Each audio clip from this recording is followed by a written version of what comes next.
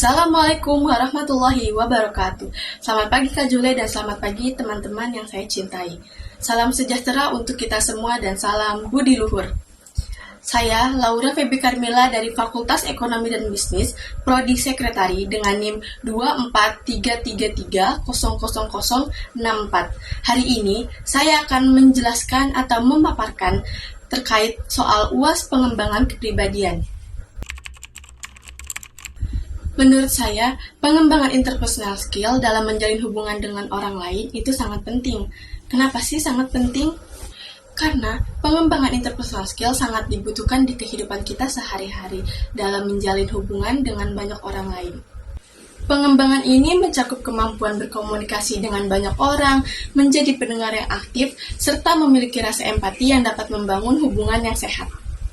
Interpersonal skill yang baik dapat berinteraksi secara efektif, secara cepat kepada orang lain, dapat memahami kebutuhan orang lain, serta memperluas peluang karir kita dan menjalin hubungan yang positif. Untuk soal nomor 2, menurut saya itu sudah menentukan. Kenapa sih menentukan? Karena ketika kita sudah menerima diri kita, menghargai diri kita sendiri dengan percaya diri, hal itu dapat memperkuat kapasitas diri kita untuk mencintai orang lain. Oleh karena itu, mencintai diri sendiri adalah langkah awal untuk mencintai dan menjalin hubungan dengan orang lain.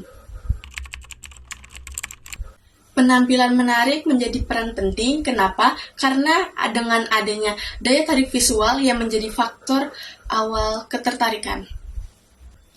Penampilan yang baik dapat mencerminkan rasa percaya diri, rasa perhatian yang baik terhadap diri kita sendiri.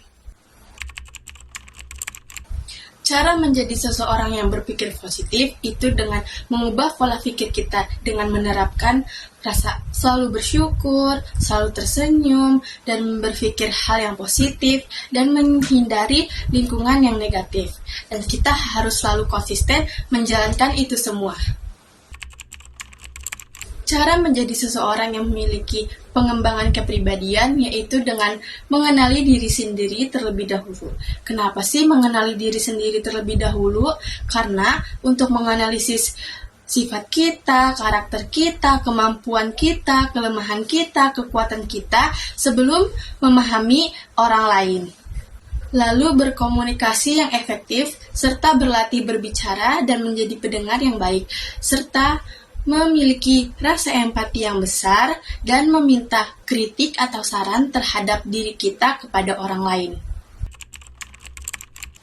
Cara menjadi pendengar yang baik yaitu perlu menerapkan beberapa hal. Yang pertama, itu fokus pada lawan bicara dan jangan lupakan eye contact. Kenapa sih harus eye contact? Karena agar kita menghargai si lawan bicara berbicara kepada kita. Lalu, hindari perbuatan mencela, mengkritik, atau memberikan saran sebelum si pembicara selesai.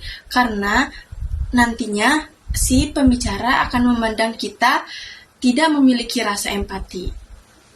Dan sebaiknya kita memberikan saran sesudah si pembicara selesai berbicara atau bercerita kepada kita. Kebahagiaan adalah salah satu tujuan dalam kehidupan manusia. Kebahagiaan ini berkontribusi pada kesehatan fisik dan mental, karena saat kita bahagia, kita akan mengurangi rasa stres pada diri kita sendiri. Kebahagiaan juga dapat meningkatkan motivasi yang baik kepada diri kita sendiri, meningkatkan kualitas kehidupan kita jauh lebih baik.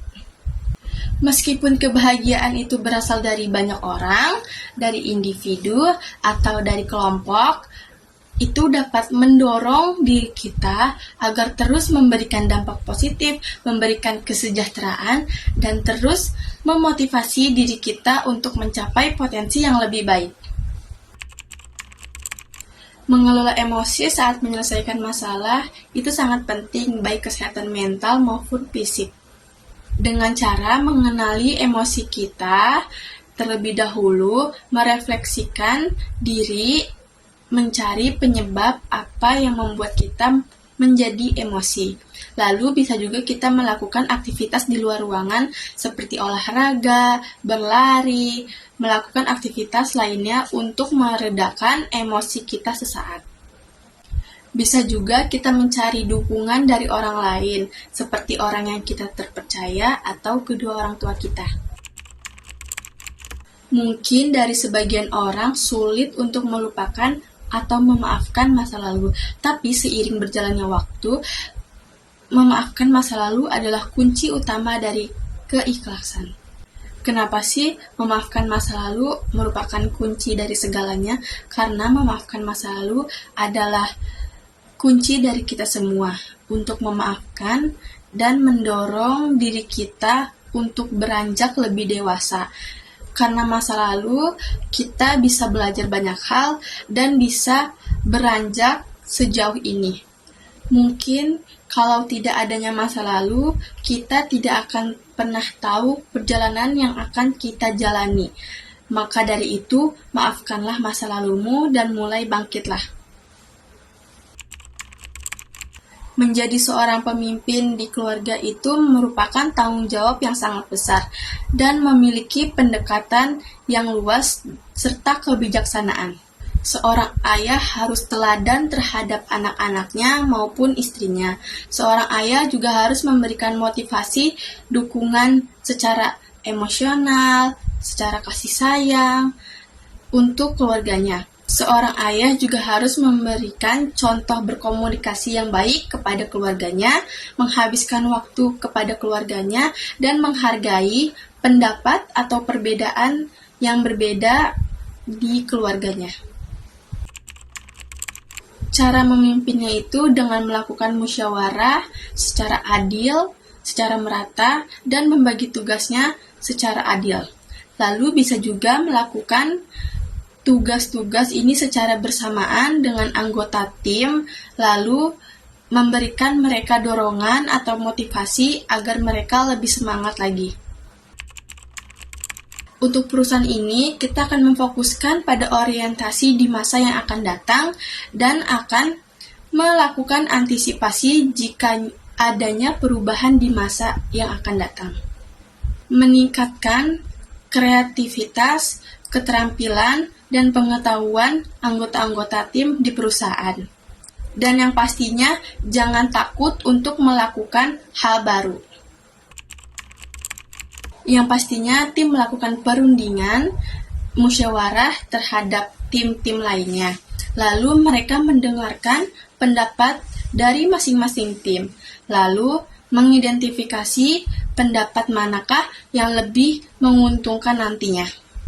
Perbedaan pendapat ini menjadi peluang inovasi bagi anggota tim untuk mereka lebih memiliki wawasan yang luas dan pola pikir yang lebih luas.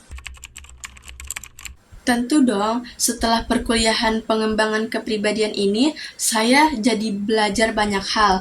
Saya menjadi lebih dewasa, menjadi lebih kreatif, inovatif, dan lebih terbuka antara satu sama lain. Tentunya, saya belajar banyak hal dan mulai menerapkan ilmu-ilmu yang saya dapatkan dari mata kuliah ini di diri saya, di kehidupan keluarga saya, atau di lingkungan sekitar saya. Saya mulai menerapkan itu semua.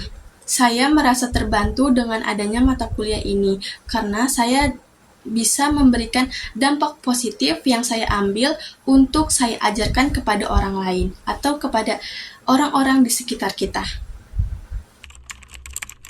Nah, untuk soal yang terakhir ini mungkin sangat wow kali ya, karena soal ini sangat berkesan dan memberikan suara hati saya selama saya mendapatkan mata kuliah ini. Yang pertama itu, saya mendapatkan pengalaman yang sangat-sangat berharga dalam pembentukan karakter di diri saya. Yang kedua itu, saya dapat meningkatkan rasa percaya diri saya, rasa keberanian saya. Ketiga itu, saya belajar banyak hal dalam menghargai perbedaan pendapat antar individu maupun kelompok. Yang keempat itu, cara berkomunikasi saya menjadi lebih efektif, menjadi lebih terampil, lebih tertata.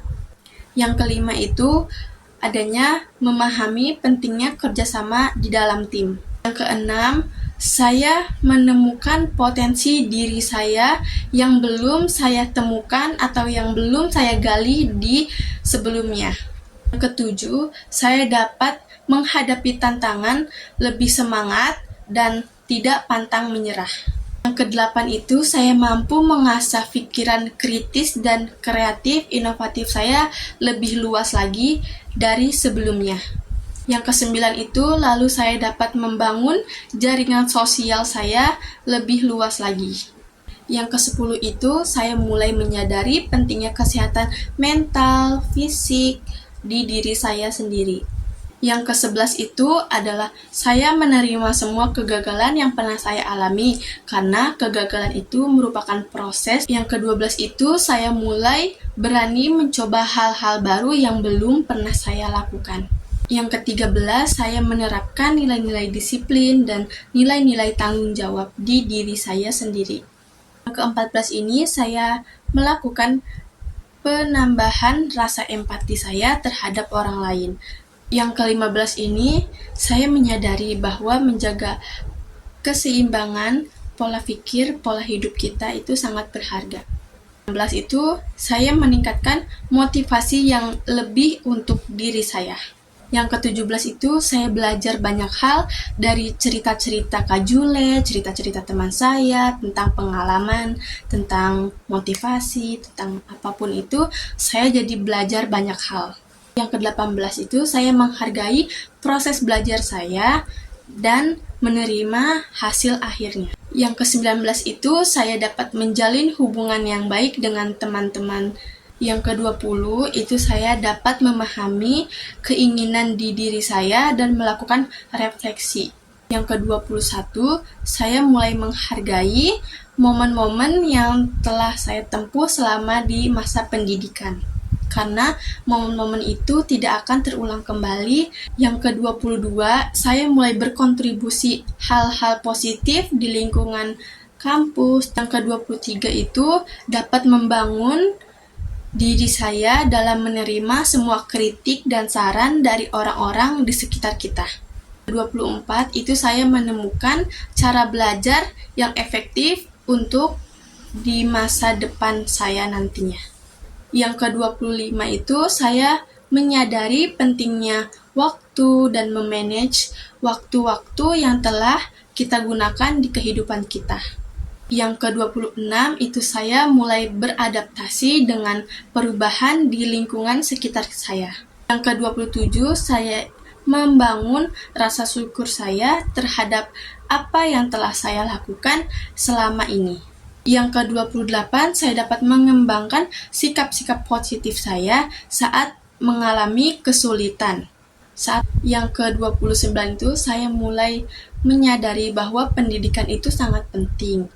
Memang pendidikan itu sangat penting, tapi lingkungan yang sehat itu sangat penting juga untuk kesehatan mental kita. Yang terakhir, saya sangat berterima kasih kepada Kak Jule dan rekan-rekan semua atas motivasi-motivasinya, atas dorongan teman-teman dan dorongan Kak Jule untuk diri saya atau untuk diri kalian semua untuk terus bertahan di kehidupan ini. Karena mata kuliah ini, saya jadi belajar banyak hal, saya jadi lebih dewasa. Di kehidupan saya nanti, saya akan memberikan diri saya pengalaman yang baik, pengalaman yang bagus, dan saya akan merefleksikan diri saya agar kedepannya nanti lebih termotivasi, lebih baik dari sebelumnya. Nah, itu dia pemaparan materi tentang UAS pengembangan kepribadian dari saya. Menurut kalian gimana nih guys? Rate ya di bawah. Oke, selamat sore semuanya. Salam budi luhur.